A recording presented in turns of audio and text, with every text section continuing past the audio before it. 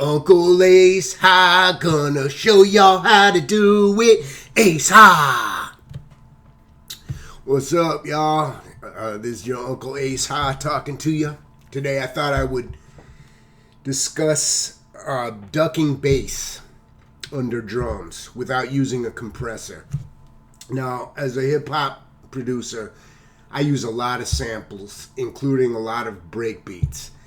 And sometimes, the traditional method is to take your bass, put a compressor on it, and sidechain your drums into that, and then have the compressor duck out your bass every time the drum hits. But with the variance in sounds that you get in a breakbeat due to, timbre, tone, the volume, any studio trickery that was done in the original recording, getting your compressor to react in a predictable way is kind of tough.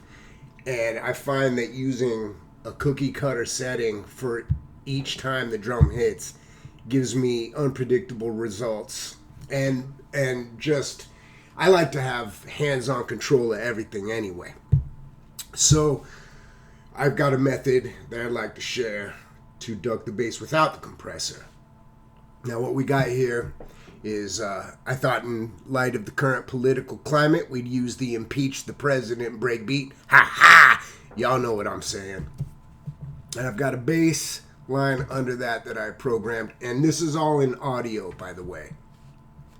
In subsequent videos, I'll get to how to do it in other situations. But, production is like playing a game of Borderlands. You use the right weapon for the right enemy, right? So this is just one way to do it if you've got audio. All right, so here's what we got. Bass, drums, and it's clipping. Now you could, take down the volumes of certain things, but I want a nice, solid, hot mix. That's what you want. Generally, you want everything to be as loud and clear as possible. So what I've done here is I've chopped up the breakbeat into its component parts, and I'm going to select each one that is suspect in making things clip. Kick and snare specifically in this case. And I copy that up on top. And then after that, I pull the level all the way down. So what you have in effect is little clips of audio that are silence, okay? Now from there, all you do is shorten the length of these things for each one until you get your bass ducking out, but with minimal intrusion as far as where your ear is concerned, right?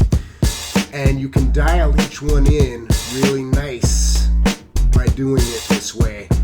Each one just to keep under clipping, right?